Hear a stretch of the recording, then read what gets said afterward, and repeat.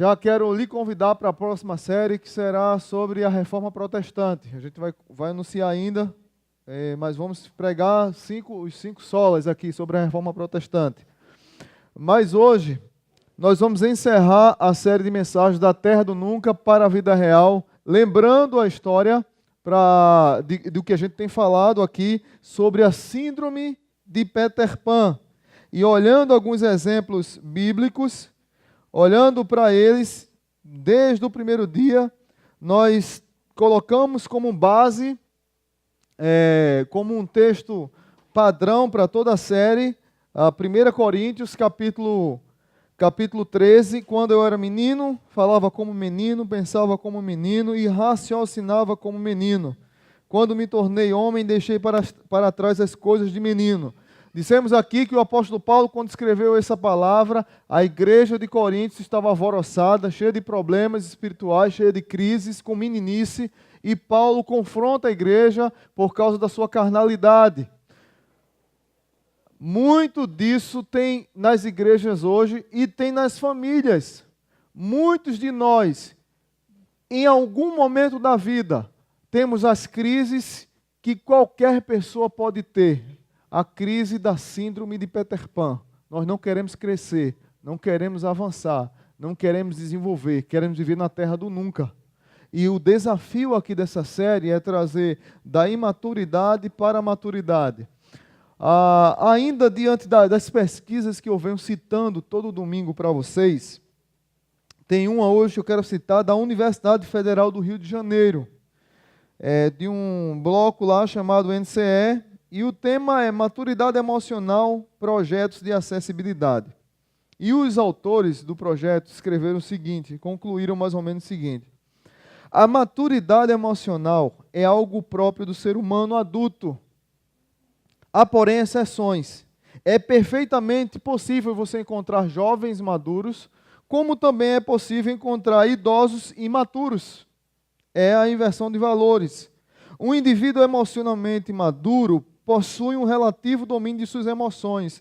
Claro que não de forma absoluta, mas a maturidade se manifesta, dentre outros aspectos, pela aceitação de si mesmo, eu entender as minhas limitações como eu sou, respeito ao próximo, aceitação de novas e das minhas responsabilidades, eu assumi as minhas responsabilidades. Uma coisa que eu venho falando muito nessa série aqui é de que muitos homens não têm assumido a postura de o líder da casa, do pastor da casa, do pai, do marido, e têm abandonado suas famílias. A verdade tem sido essa. E da frente da mamãezinha dele, ele volta a ser um bebê, porque foi educado dessa forma. Confiança em si mesmo, paciência, capacidade de recobrar ânimo, senso de proporção, objetividade e senso de humor. Também a maturidade emocional está presente na capacidade de conciliar o trabalho árduo, difícil, com as pressões do dia e com a ideia da gente desfrutar de lazer. Então, as pessoas têm que saber dividir essas coisas. Está presente na preocupação em se evitar problemas pessoais que interfiram no desempenho profissional. Também está presente na capacidade de se procurar ver a vida sempre pelo ângulo mais positivo, sendo simpático com os outros, mesmo diante de contrariedades. Uma pessoa que não sabe lidar com estresse, uma pessoa que não sabe lidar com pressões.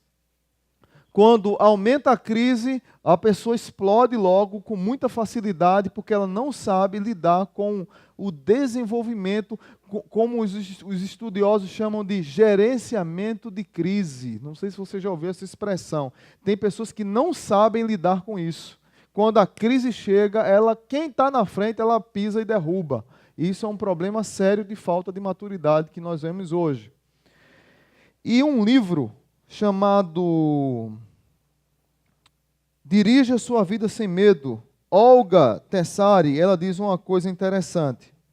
Por que muitos adultos não amadurecem? E ela responde: há pessoas que passam a vida toda numa eterna infância. Porque a base da maturidade é a capacidade de tolerar frustração. Se você olhar o seu boletim, hoje a gente fala sobre isso, a capa do boletim. As pessoas não sabem, não toleram é frustração. Algo que a criança aprende com o passar do tempo. A criança já nasce egoísta, com a sensação de onipotência, uma vez que na barriga da mãe sempre tem todas as suas necessidades satisfeitas. Mas na medida em que cresce, percebe que nem tudo é como ela gostaria que fosse. Nem sempre suas necessidades e desejos são satisfeitos. Infelizmente, muitos pais mimam demais seus filhos, o que os leva a crescer com a falsa sensação de que podem tudo o que desejam, e isso os impede de chegar à maturidade emocional, mesmo adulto na idade cronológica. Queridos irmãos, nós estamos vivendo uma geração de adultos mimados que não cresceram e que muitos pais mimam demais e a pessoa não conseguiu crescer, não conseguiu amadurecer. Então essa pessoa, ou ela não consegue entrar num casamento, ou se ela entra num casamento, esse casamento não vai demorar muito, porque ela não amadureceu o suficiente para esse relacionamento. Como eu falei domingo passado, casamento é a separação do menino para o homem maduro. Casamento é o menino ficou lá, a menina ficou lá, agora é uma nova fase da vida. Casamento é um chamado de Deus para a maturidade. E muitos não querem viver essa realidade. Já vi casamentos acabarem porque mamãe levava a comidinha do bebê porque a esposa não sabia fazer a comida que o bebezinho queria. E muitas vezes a mamãe chegou até no apartamento ou na casa e os dois estavam namorando nu. E ela atrapalhou. Mãe que mima demais o filho. Isso é uma desgraça que tem acontecido hoje. E que isso tem que acabar em nome de Jesus. Principalmente no meio da igreja de Jesus. Quero falar hoje de um tema que eu peço permissão a vocês para entrar. Porque talvez os mais velhos possam dizer assim, mas o pastor vai se atrever a falar sobre isso. Eu quero falar sobre maturidade na idade da velhice. Amadurecer é uma decisão. Tem pessoas que envelheceram, mas não são maduras. Então, o convite da pregação de hoje é para todos nós, do mais novo ao mais velho. Mas, entendendo eu e você que amadurecer é uma decisão, assim como amar é uma decisão. Eu decido amadurecer, eu decido crescer, eu decido ser sábio, e eu busco isso. Não é um flash que desce do céu, uma luz que desce do céu e diz, fulano é um homem sábio, ciclano é uma pessoa madura, espiritual. Não, fulano é uma pessoa sábia, aquela pessoa que todo mundo quer. Não, fulano decidiu ser sábio lá atrás. Por isso que ela é sábia hoje. Porque ela aprendeu a abrir mão de muitas coisas e a crescer na graça e no conhecimento de Deus para se tornar quem ela é hoje. Então, em nome de Jesus, o convite de hoje é esse. E para isso eu quero citar um mau exemplo logo de cara, de um filme chamado A Sogra. Quem assistiu esse filme aqui? Oh, é bom o filme? Deu para rir um pouquinho? Mas conta a história de uma mulher que está em decadência, quer dizer, na mente dela ela está em decadência por causa da idade, e toda menina jovem que aparece, ela quer destruir a menina, toda. Pior quando ela encontra com a sua nora. O seu filho resolve casar e ela transforma a vida da nora um inferno. Ela é uma mulher idosa, mas que não amadureceu. Ela é uma mulher idosa, mas que não cresceu. E esse filme reflete muito isso. Reflete essa realidade na vida de muitas pessoas. O que acontece é que vidas são destruídas por causa de uma pessoa imatura. Tema de hoje: envelhecer não é sinônimo de amadurecer. Abra comigo lá em 2 Timóteo, capítulo 4. 2 Timóteo, capítulo 4, eu quero ler com você a partir do verso 9. 2 Timóteo, capítulo 4, o velho apóstolo, o grande apóstolo Paulo, no final da sua vida, nos ensina muito sobre maturidade. Paulo está mais ou menos com 64 anos de idade, perto do fim da sua vida, está próximo a ser morto, preso em Roma, numa masmorra romana fria, algemado, sofrendo. Ele diz que o tempo da sua partida é chegado, mas ele crê que a coroa da justiça está reservada para ele. E ele nos dá alguns conselhos a partir do verso 9 para o seu filho na fé, Timóteo, que tem tudo a ver com maturidade na velhice que eu queria trazer para nós nessa noite. A partir do verso 9 diz o seguinte: procure vir logo ao meu encontro, pois Demas, amando este mundo, abandonou-me e foi para Tessalônica. Crescente foi para a Galácia e Tito para a Dalmácia. Só Lucas está comigo. Traga Marcos com você, porque ele me é útil para o ministério. Enviei Tíquico a Éfeso. Quando você vier, traga a capa que deixei na casa de Carpo em Troade, e também os meus livros, especialmente os pergaminhos. Alexandre, o ferreiro, algumas versões diz o latoeiro, causou-me muitos males. O Senhor lhe dará a retribuição pelo que fez. Previna-se contra ele, porque se opôs fortemente às nossas palavras. Na minha primeira defesa, ninguém apareceu para me apoiar. Todos me abandonaram. Que isso não lhe seja cobrado.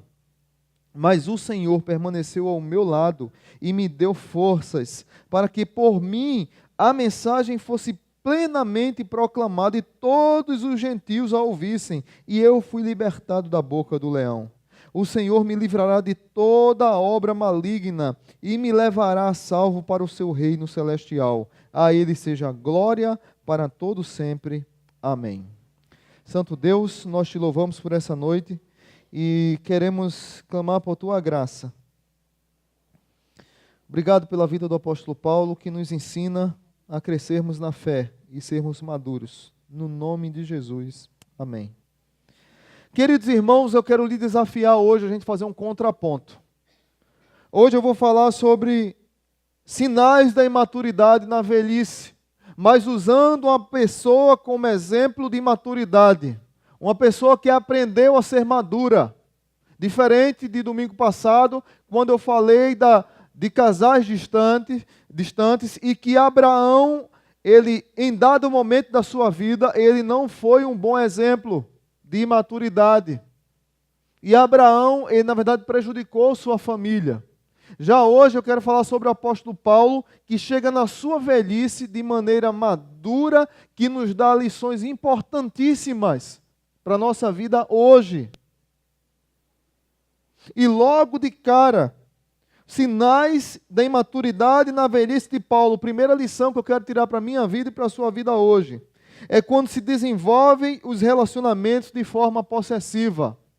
Uma pessoa que chega na maioridade, na velhice, mas que não sabe liberar as relações, liberar os relacionamentos, e ela se torna possessiva. O apóstolo Paulo está dizendo para mim e para você, não. Nós decidimos amadurecer e Paulo poderia aproveitar da situação de estar preso, de saber que estava próximo a ser morto e se aproveitar disso e ficar choramingando a presença dos seus filhos na fé. Tirando Demas, que se afastou do evangelho e foi amar o mundo. Alguns estudiosos dizem que Demas amava tanto o dinheiro e foi para uma região rica, mas olhando aqui para Crescente, para Tito e para Tíquico, Paulo poderia se aproveitar desses discípulos e dizer para eles, mas eu preciso da visita de vocês, eu preciso vocês pertinho de mim, eu preciso vocês cuidando de mim, eu estou numa masmorra fria, nojenta, preso, pronto para ser morto. Paulo não fez isso.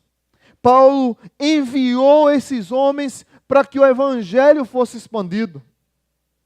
Quantos de nós, queridos, não temos maturidade para lidar com a saída dos filhos da nossa casa? Quantos de nós não temos maturidade para lidar com a expansão do reino de Deus e nós queremos as pessoas debaixo das nossas asas, controlando tudo, controlando os passos dela, como a gente viu aqui, como vimos a ideia desse filme?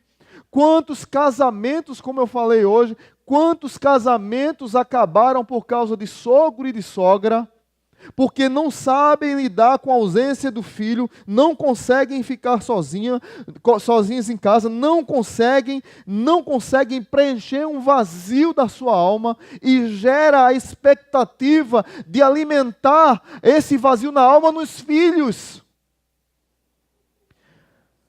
Patrões que geram nos funcionários, discipuladores que geram essa expectativa nos discípulos, professores nos alunos, que geram uma expectativa demasiada de satisfação da sua solidão. Na verdade, as pessoas estão com problemas emocionais que precisam ser curados, precisam ser tratados, e elas tratam os outros, homens que tratam mulheres, maridos que tratam esposas, pais que tratam os filhos de maneira possessiva, controlando tudo. Tem casamentos que o pai e a mãe quer dizer até a água, a marca da água que a nora tem que comprar. Porque Ester bom é melhor do que Kibon. Eu não sei nem se tem água Kibon, eu estou criando aqui. Então você tem que comprar Kibon. Não, mas eu gosto da Kibon e o meu bolso dá para comprar a Ester bom. Não, mas eu quero porque eu quero mandar na sua casa. A verdade é essa. Tem pais que presenteiam os filhos, mas na verdade a intenção é controlar a casa do filho. Tem mães que controlam o filho, tem pais que controlam a nora, tem mães que controlam a nora. Em nome de Jesus, irmãos, em nome de Jesus, se existe isso aqui na igreja, que você que é casado, não deixe, em nome de Jesus, aqui, em nome de Jesus, não deixe a sua mãe e o seu pai controlar o seu casamento. Porque senão o seu casamento vai acabar. Não deixe. Aceite conselho, porque são mais velhos e sabem muito mais do que você. Mas não deixe papai e mamãe, que têm o dom da possessividade, controlar o seu relacionamento, nem com a sua noiva, nem com a sua namorada, e nem com sua esposa, com seu esposo. Não deixe. Paulo dá um exemplo para mim e para você, de liberar as pessoas. Uma pessoa possessiva, ela quer controlar tudo, e tudo que está ao lado dela não desenvolve, porque ela está controlando tudo. E Paulo está dizendo para mim e para você, o importante é que o evangelho cresça. O importante é que o mundo ganhe um outro cidadão do mundo. O importante é que o mundo ganhe um filho bem criado, uma filha bem criada, uma nora bem criada. O importante é que o evangelho desenvolva e expanda. Crescente avançou, Tito avançou, Tíquico avançou. O importante é, eu estou aqui preso, mas o evangelho não está preso. Eu não sou possessivo. Paulo está dizendo para mim e para você. Paulo decidiu ser maduro. Paulo decidiu ser sábio. Paulo decidiu abrir mão do poder de influência que ele tinha para que o evangelho expandisse. Papai e mamãe, idoso, idosa, jovem que talvez tenha já esse jovem que talvez ou aprendeu ou que desenvolveu isso na vida, que tem essa coisa de possessividade, em nome de Jesus, aprenda que as pessoas não podem e nunca e não serão usadas para a sua honra ou sua glória. Deixe de ser possessivo, em nome de Jesus, se liberte disso hoje. Amém? Ô misericórdia. Amém, né? Porque senão a gente não passa para o próximo ponto, fica aqui só nesse aqui, viu? Então, o que acontece é que pessoas não conseguem ficar sozinhas, nunca aprenderam de fato a amar. Um possessivo, ele nunca aprendeu de fato a amar. Porque 1 Coríntios capítulo 13 diz para mim e para você que o amor não é, como é? O amor não tem ciúme, não arde ciúmes, o amor é paciente, é bondoso, não inveja, não se vangloria, não se orgulha, não maltrata, não procura os seus interesses. O amor avança, o amor abre e o amor espera. Amém? Segunda lição que Paulo dá para mim e para você hoje. Sinais de maturidade. Quando demonstram intransigência e intolerância. E aí eu queria voltar para o verso 11. Paulo diz assim: traga Marcos com você, porque ele me é útil para o ministério. Talvez é um texto largado. Parece um texto que não tem conotação. Se você não entender a história, você vai dizer, mas é mais um texto aqui. O problema é que Marcos, ele tinha feito uma viagem missionária com Paulo, mas por uma ocasião circunstancial, na outra viagem missionária que Paulo foi fazer, Marcos não quis ir. Marcos ficou com medo.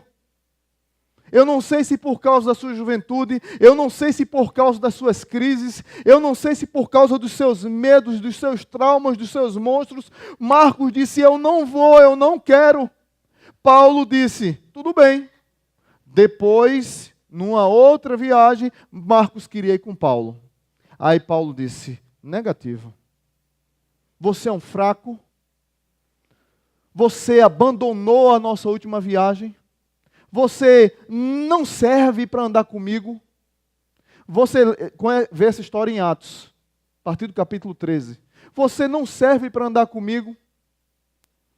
A briga foi tão grande que Barnabé, que era o discipulador de Paulo, Barnabé, que foi aquele homem que acariciou Paulo, que cuidou de Paulo como se fosse seu próprio filho, Paulo, que tinha fama de assassino, Paulo, que a igreja não queria recebê-lo, Barnabé foi aquele que disse, olha, Paulo, ele se converteu de verdade, Paulo teve um encontro com Cristo, ele não é mais assassino, ele realmente se rendeu a Jesus.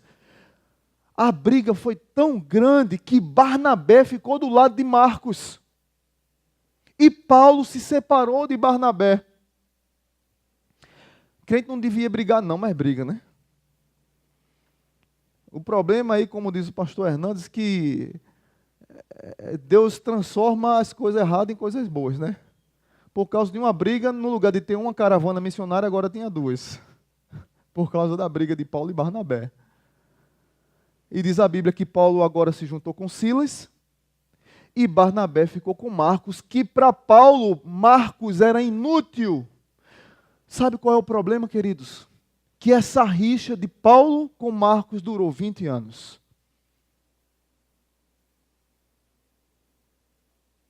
Quantas pessoas nos nossos meios cristãos estão com rixas dentro de casa? Quantas pessoas estão há 40 anos sem falar com o pai, 30 anos sem falar com o irmão, 15 anos sem falar com o tio, com a tia, com a madrinha, com não sei quem mais. E as pessoas vivem e acham que isso é normal. E o coração cheio de amargura, cheio de intransigência, cheio de intolerância. Paulo foi extremamente intolerante. Agora Paulo está no final da sua vida e Paulo diz, eu mudei. Eu não sou mais imaturo, eu não sou mais intolerante, eu quero dizer que Marcos é útil para a minha vida. Eu perdoei Marcos e eu precisei me perdoar também, porque Marcos é uma pessoa extremamente importante para o ministério.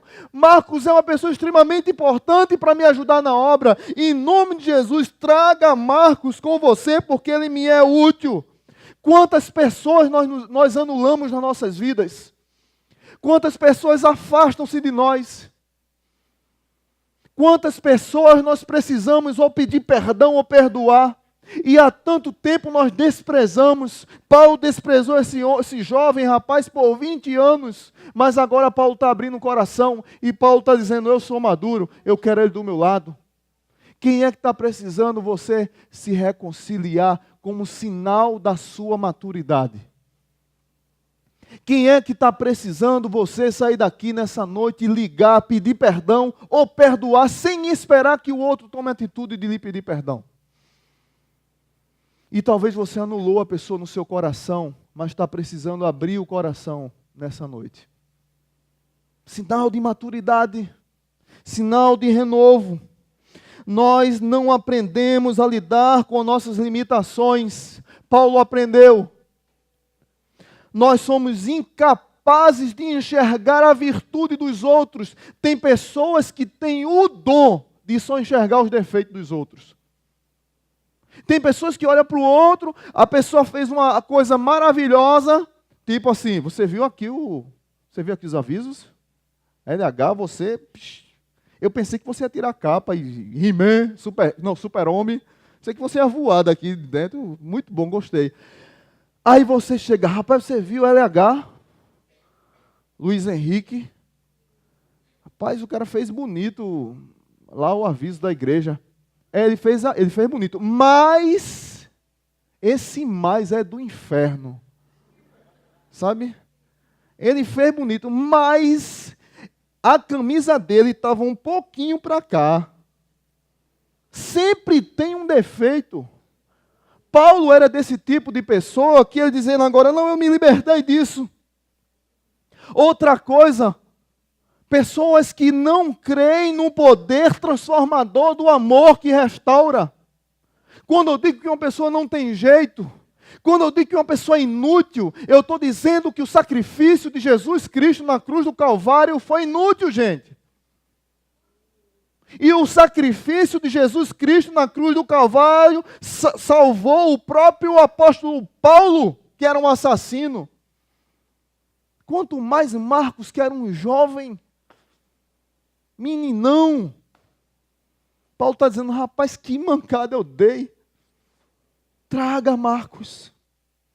Traga Marcos. Reflita na sua vida quem é que você precisa dizer, Jesus, traga fulano para eu restaurar.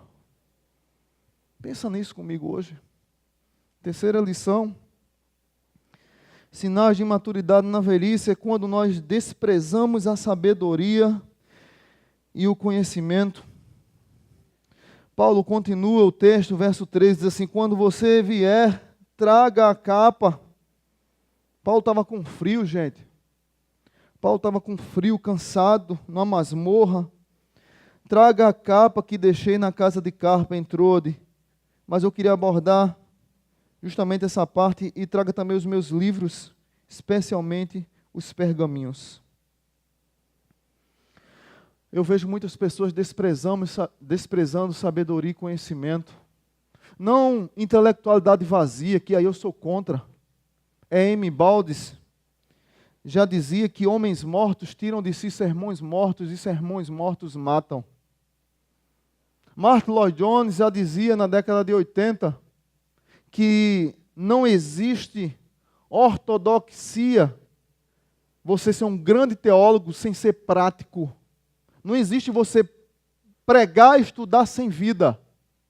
Nós temos que ter luz na mente, mas temos que ter fogo no coração. E o apóstolo Paulo está dizendo para mim e para você que nós devemos buscar sabedoria e conhecimento de Deus. Nós vivemos num país massacrado pela mediocridade. Um país de 200 milhões de habitantes, que teve escritores fantásticos como Machado de Assis, José Lins do Rego, Lima Barreto, João Cabral de Melo Neto, Ariano Suassuna, tantos escritores que nós temos, Inácio de Loyola. E temos como o maior ícone da literatura brasileira, Paulo Coelho. Que nível chegamos? Como dizia Francis Schaeffer, num livro que ele lançou, nós somos viciados em mediocridade. Machado de Assis já dizia lá atrás de que a gente tira um osso da boca de um cachorro quando a gente dá um bife bem gostoso para ele. O problema é que a gente só alimenta a população com mediocridade. Ela nunca vai comer uma comida boa. Então está acostumada sempre com lixo. E nós achamos que lixo é cultura. E lixo não é cultura. O apóstolo Paulo está velho, está preso e está estudando. Que coisa, hein, gente? Não despreza o estudo, não despreza a meditação na palavra, não não desprezo o crescimento intelectual. Eu fico arrasado quando escuto da boca de crentes: não, o meu filho não pode entrar na universidade porque a universidade afasta as pessoas da fé. Que história é essa? Crer, como dizia John Stott, é também pensar. Quem fundou as melhores universidades do mundo foram os crentes, meus irmãos. Como é que agora você vem com essa de que crente não pode estudar porque vai se afastar? Que história é essa? Que história é essa? Só é você ler a história que você vai ver quem fundou as grandes universidades do mundo. Foram pastores e igrejas. Universidade não afasta ninguém, não. O que afasta a pessoa da fé é ela idolatrar a si mesma e ela abandonar a palavra de Deus, abandonar a oração, abandonar a comunhão com Deus. Isso é que afasta a pessoa da fé. Não é universidade, não. Não põe a culpa em universidade, não. Eu fico triste quando eu vejo pessoas colocando valores do mundo, da cultura ao seu redor, acima do conhecimento, acima do estudo, acima da palavra de Deus. Tem pessoas que sabem mais do último capítulo da novela Indomada do que da Bíblia. A Indomada, a pessoa lembra da Indomada. Faz quanto tempo já? Ela lembra dos 56 últimos capítulos da novela. Mas ela não sabe um versículo bíblico de cor. Ela não sabe qual foi o milênio que ela leu um livro. O último milênio que ela leu um livro, mas ela sabe o último capítulo da novela que passou há 30 anos atrás. É assim ou não é? Essa é a cultura que a gente vive. Como é que a gente vai crescer?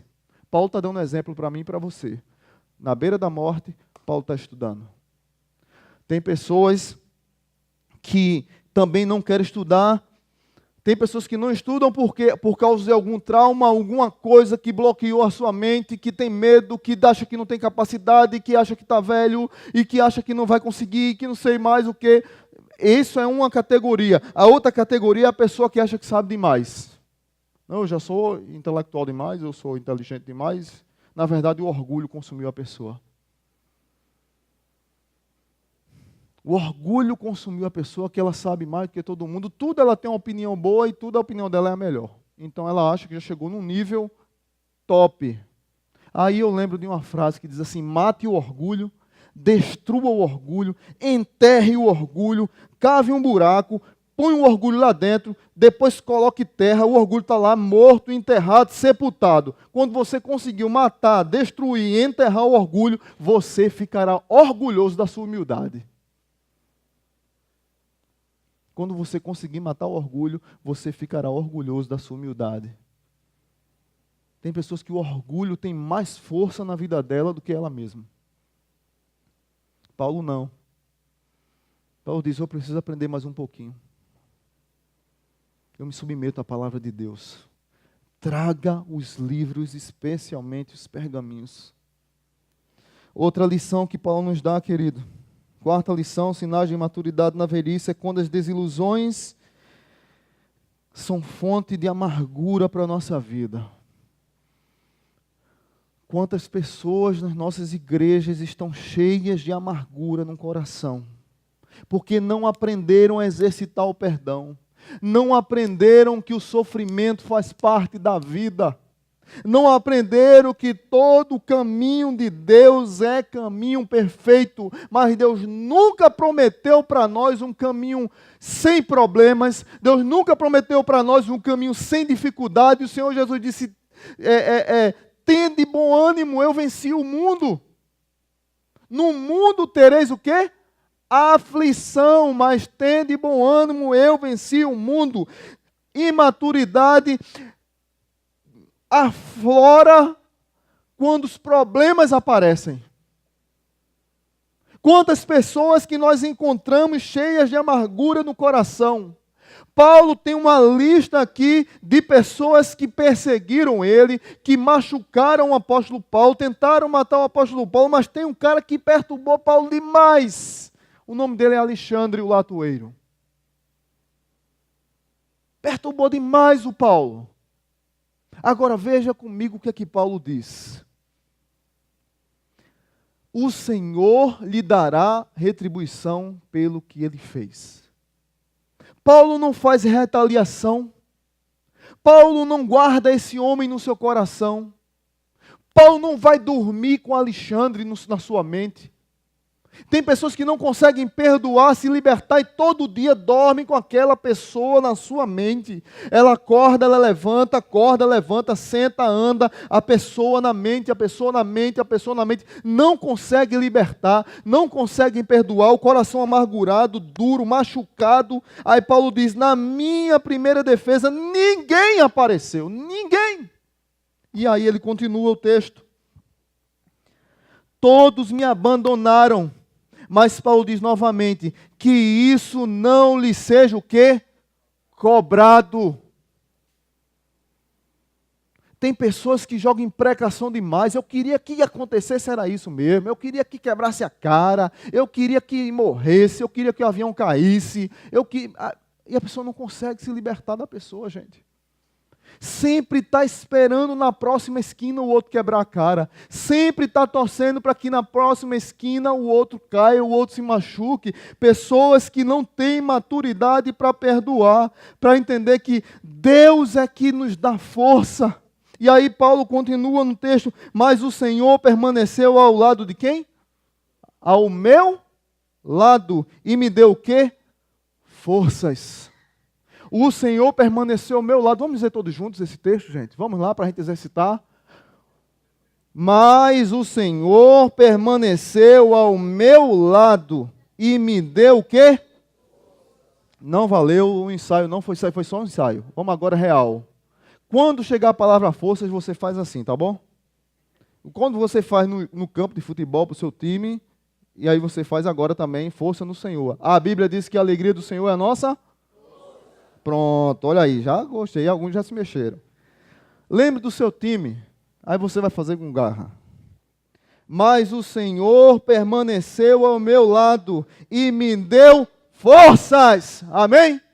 Aleluia. O Senhor permaneceu ao meu lado e me deu forças. Então, meu irmão, tenha força vinda de Deus para sair da amargura que você está afundado. Tenha força vinda de Deus para perdoar aquelas pessoas que precisam do seu perdão. Tenha força vinda de Deus para pedir perdão àquelas pessoas que você machucou e que precisam que você se arrependa. Tem muitas famílias destruídas por causa de corações amargurados, feridos, machucados. Nós vimos aqui uma família destruída. Mas Jesus entrou nessa vida e mudou a história daquela família. E Jesus pode fazer isso na sua vida, querido e querida. Jesus pode entrar na sua casa e mudar a sua história. Jesus pode entrar na sua vida e mudar o quadro que você se encontra. Jesus pode entrar na sua família e mudar e libertar toda a amargura e dor que existe no seu e no meu coração. O apóstolo Paulo nos dá essa lição. Eu queria encerrar olhando para o texto final. Ele diz, o Senhor me livrará de toda obra maligna e me levará a salvo para o seu reino celestial. A Ele seja a glória para todo sempre. Amém. Umas perguntas para a nossa reflexão. Você tem sofrido na relação com idosos imaturos?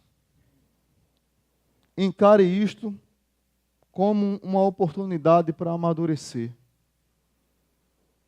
Tem pessoas que estão do seu lado, no seu trabalho, que está lhe machucando. É interessante, às vezes nós pedimos a Deus paciência, né? Aí Deus põe um chato de galocha do nosso lado. Ele está lhe testando sua paciência. Você está pedindo? Não pense que ele vai colocar um caba legal, não. Ele vai colocar uma pessoa chata para testar. Você não pediu paciência? Está aí, toma aí o presente. Aí você diga assim, obrigado, Senhor. É mais legal. A Bíblia diz que Deus não nos dá tentação que nós não podemos suportar. Se aquele chato está do seu lado, é porque você aguenta. Então, alegre-se no Senhor, amém? A alegria do Senhor. Amanhã você lembra, puxa, rapaz, eu pensei que fulano ia ser mudado de setor, misericórdia. O pastor disse aquilo ontem, eu tenho que agradecer porque ele está aqui. Tem, meu irmão. Ore para que Deus resolva o problema. Agora, não gere e não profira nenhuma palavra de maldição para a vida daquela pessoa. Em nome de Jesus, ore por ela. você reconhece que apesar de idoso ainda é imaturo, dê os primeiros passos para se libertar disso. E se você chegou à maturidade, ajude pessoas da minha geração. Ajude ao pastor e ajude a outros jovens que precisam de uma pessoa madura, que decidiu ser madura. E que nós, nossa juventude, nossa geração precisa de pessoas maduras para nos ajudar a sermos maduros. O apóstolo Paulo diz que completou a sua carreira e guardou a fé. Que assim seja na minha vida, na sua vida, na minha família, na sua família. Amém? Eu quero cantar aquela música que nós cantamos, da família. Minha casa será casa de bênção. Queria que você colocasse sua família diante de Deus agora, nessa oração que nós vamos cantar. Você refletisse sobre o que Deus pode fazer para você, ou por você. Que você refletisse sobre o cuidado de Deus na sua vida. Nós estamos encerrando hoje essa série de mensagens sobre família. Que em nome de Jesus Ele possa habitar nos nossos lares e que tenhamos lares maduros para a honra e glória dele. Amém, gente? Vamos cantar esse hino? Minha casa será uma casa de bênção. Minha casa será um pedaço do céu.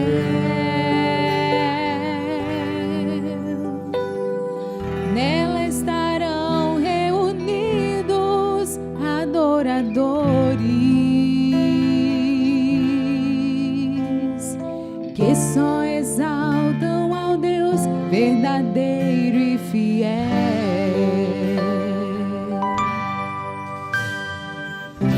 Minha casa será reconhecida como um lugar de milagres e oração,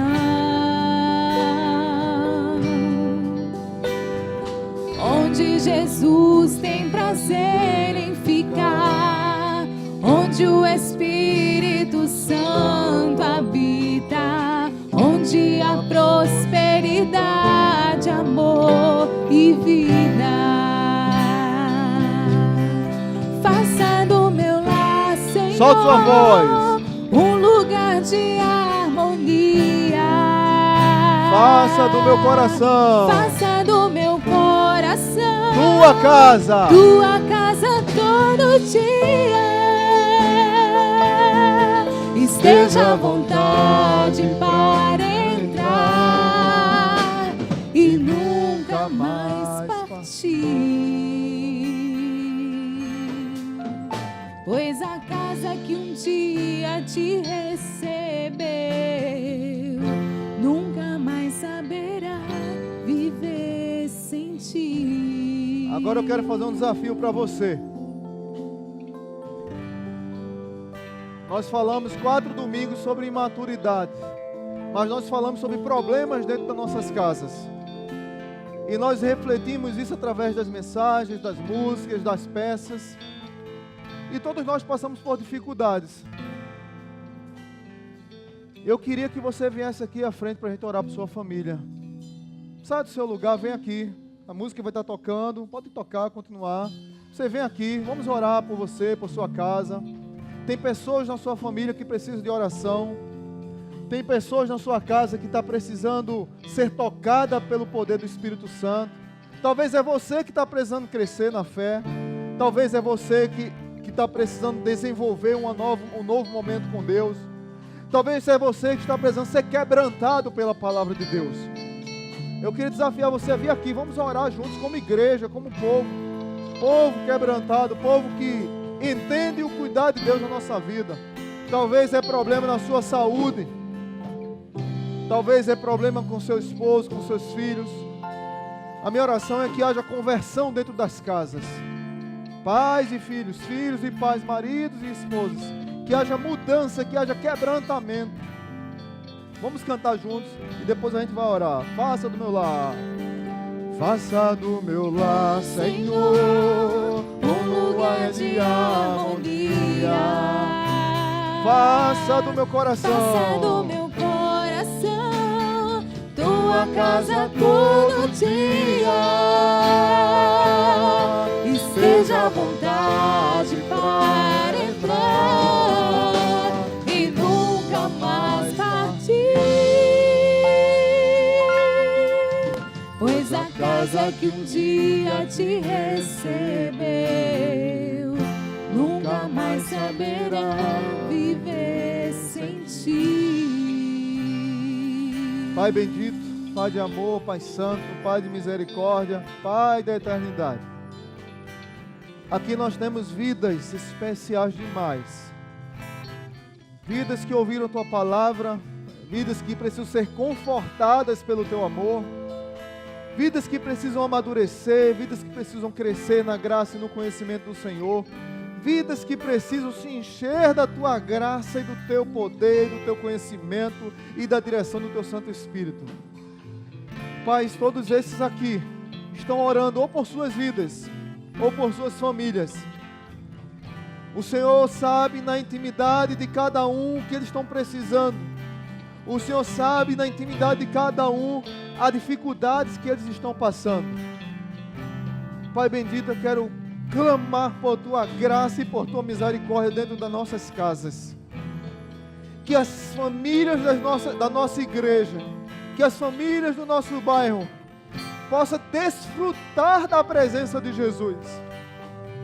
Que as famílias do nosso bairro, da nossa igreja, da nossa comunidade, do nosso país possam ser cheias da Tua direção, ó Pai. Quantas famílias estão destroçadas por orgulhos? Quantas famílias estão destroçadas por picuinhas, por mentiras, por descontrole, por inveja, por engano? Quantas famílias estão sendo destruídas por causa de amargura, por causa de possessividade, por causa de imaturidade, por causa de intransigência? Quantos pais e filhos brigam por besteira? Quantos maridos e mulheres não conseguem nem conversar mais, porque quando um olha para o outro é só briga, só intolerância, só intransigência? Quantas pessoas não conseguem mais sentar e olhar uma no olho da outra e dizer: eu te amo, meu amor, eu te amo, meu filho, eu te amo, minha esposa, eu te amo, meu esposo, eu te amo, pai, eu te amo, mãe? Quantas famílias estão assim, ó Pai, sofrendo, machucadas, Satanás cirandando, e nós calados, não clamamos, não buscamos o Senhor, não pedimos ajuda, não choramos, ó Pai. Parece que nós estamos secos demais. As lágrimas não encontram mais lugar nos nossos olhos. E parece que está tudo bem, o cinismo tomou conta da nossa face. E a nossa família está indo pelo ralo. Satanás está destruindo, machucando nossa casa. Em nome de Jesus, que as famílias sejam libertadas de toda amargura, engano, erro, descontrole, possessividade, mentira, engano, Pai. Que haja libertação na nossa casa. Que haja mudança de atitude. Que os homens assumam seus papéis de maridos, de pai, de pastores, líderes do lares. Que as mulheres assumam seus papéis femininos, de guerreiras, de amadas, de mães maravilhosas, de mulheres maravilhosas, de servas de Deus. E que as famílias desenvolvam sendo modelo para outras famílias. E que as pessoas sejam tocadas olhando para nossas famílias, ó Pai. Liberta nossas casas de toda ação maligna. No nome de Jesus nós clamamos como igreja. No nome de Jesus nós choramos como igreja e pedimos o Teu cuidado sobre eles. Amém. Amém, amém, amém. Faça do meu lar, Senhor, um lugar de harmonia. Dê um abraço bem forte, seu irmão. Abrace ele. Faça do meu Um abraço, Trifó. tua casa todo dia. Abençoe a vida do seu irmão. Esteja à vontade para entrar Nunca e mais. nunca mais partir. Pois a casa que um dia te recebeu nunca mais saberá viver sem ti. Faça do meu lar, Senhor, Queridão. um lugar de harmonia. Faça do meu coração tua casa todo dia. Esteja à vontade para entrar e nunca mais partir. Pois a casa que um dia te recebeu nunca mais saberá viver sem ti. Santo Deus, mais uma vez te agradecemos. E que a Santíssima Trindade, Pai, Filho e Espírito Santo, amor de Deus, graça abundante e comunhão do Espírito Santo, esteja sobre nós essa semana. Que tenhamos uma semana coberta pelo Teu amor. Que nós possamos dizer, como o apóstolo Paulo, que o Senhor esteve sempre ao meu lado e me deu força. Que a alegria do Senhor seja a nossa força. E que nós tenhamos forças para continuar lutando por nossas famílias. Lutando por famílias que amam o Senhor. Famílias que querem crescer em maturidade. Que os nossos egos, as nossas brigas, os nossos monstros, os nossos demônios que nos perturbam, que nos afligem, que nos oprimem, que nós possamos lutar contra eles com a força que vem do alto. E essa força nos dê uma semana poderosa, abençoada na presença de Jesus. No nome de Jesus, nós oramos e agradecemos. Amém. Dê um abraço, quem está do seu lado, diga assim para ele: o Senhor sempre esteve ao seu lado. Deixa eu sair, quero lhe dar um abraço.